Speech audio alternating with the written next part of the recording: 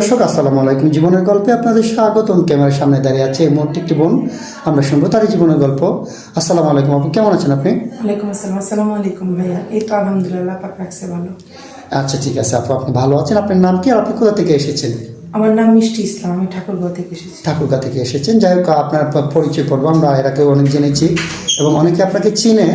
তো যাই হোক, আমরা তো আপনার এখন নতুন করে আবার নেওয়া হচ্ছে যে যারা এখন আপনার ভিডিওটা দেখেন আপনাকে চিনে নাই, সেটার জন্য আপনার পরিচয়টা আমরা নিচ্ছি। তো আপনার নাম মিষ্টি ইসলাম, এসেছেন ঠাকুরগাঁও থেকে।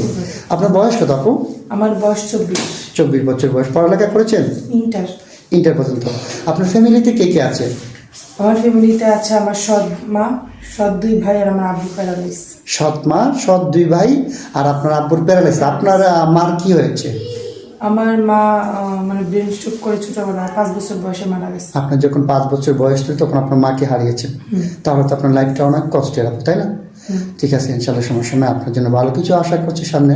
তো আপু, আপনি আমাদের ক্যামেরার সামনে আসছেন একটা ভালো মনের মানুষের আশায়, তাই তো? আপনাকে যিনি বিয়ে করবেন ওনার বয়সটা কেমন হতে হবে? দেখেন ভাই, একটা কথা বলি, বয়স কোনো ম্যাটার করে না। আমি এরকম একজন মানুষ চাই যে নাকি আমার সারা জীবনের দায়িত্ব নিবে। এখানে একটা কথা বলতে চাই, দায়িত্ব নেওয়া মানে শুধু ফোন দেওয়া না। দায়িত্ব নেওয়া মানে তার থাকার খরচ, খাওয়ার খরচ সব মিলিয়ে। ভাই আগে তিতা কথা বলাই ভালো, আগে তিতা মিঠা পরে ভালো। হ্যাঁ, এরপরে মিঠা আসে। কারণ অনেকেই কি করে যে আপনাকে একটা ফোন কিনে দিব, ফোন কেনার পরে কোনো আর দায়িত্ব থাকে না। তো আমি এখানে ফোনের জন্য আসিনি। একটা মোবাইল আপনি আমাকে যদি আইফোনও কিনে দেন, কথা মানে আইফোনের নাকি অনেক দামি, তো আপনি তো আমাকে আইফোনও কিনে দেন, যদি ওইটা দিয়ে তো আমার আর ভাত আসবে না, ওইটা দিয়ে আমার পেট ভরবে না বা আমার থাকার জায়গা হবে না। তো আমি এরকম একজন মানুষ চাই যে আমার সারা জীবনের দায়িত্ব নিবে। সে যদি তার বাসায় না রাখতে পারে, অনেক ভাইয়াকে দেখি বলে যে আপনাকে আমার বাসায় নিতে পারবো না। বাসায় যদি না রাখতে পারে, যেন আমাকে বাসা ভাড়া করে, আপনার একটা বাসা ভাড়া করে দিয়ে যাতে আপনি থাকতে পারেন, যিনি আপনার দায়িত্ব নেবেন। আচ্ছা ঠিক আছে, ইতিপূর্বে তো আমরা আপনার অনেক ভিডিও করছি, এই পর্যন্ত আপনার দায়িত্ব কেউ নেয়নি? এই পর্যন্ত দায়িত্ব নিয়েছিল 2-3টা ভাই, আমাকে ফোন কিনে দিয়েছিল। ফোন কেনার পর ওনারা শুধু গল্প করে।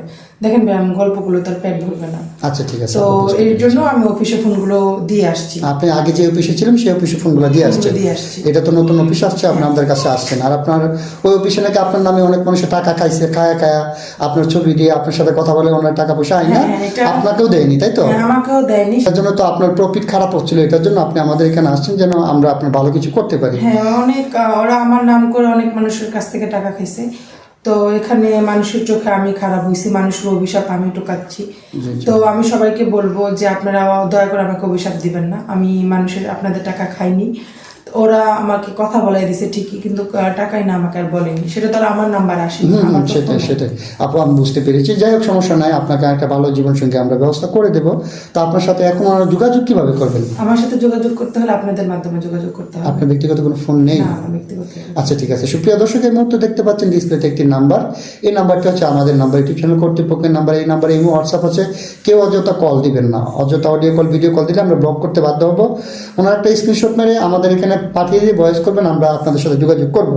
আচ্ছা ঠিক আছে মিষ্টি আপু, আপনার যেহেতু জীবনটা অনেক কষ্টে, ছোটবেলা থেকে মা বাবার ভালোবাসা পাননি, আপনাকে যিনি বিয়ে করবেন ওনার বাবা মাকে কেমন দেখবেন, কেমন রাখবেন? আমি চাই যে আমার শ্বশুর শাশুড়ি থাকুক, তাদের আমি অনেক ভালোবাসবো আমার বাবা মার মতো। আর আমার শ্বশুর শাশুড়ি দিয়ে আমি আমার বাবা মার আদর তো পাইনি, যদি ইনশাল্লাহ আল্লাহ যদি আমার কপালে লেখে, তাহলে শাশুড়ি বাবা মার মতো। আচ্ছা, শ্বশুর শাশুড়ির কাছ থেকে বাবা মার ভালোবাসাটা আপনি পেতে চান, জীবনে বাবা মার ভালোবাসা থেকে যেহেতু আপনি বঞ্চিত হয়েছেন সেটা চাচ্ছেন আবার পেতে। আচ্ছা ঠিক আছে আপু, আপনার জন্য শুভকামনা রইল। ইনশাল্লাহ আমরা আপনাকে ভালো মানুষের হাতে তুলে যাওয়ার চেষ্টা করবো। ভালো থাকবেন, সুস্থ থাকবেন, আল্লাহ হাফেজ। আসসালামু আলাইকুম।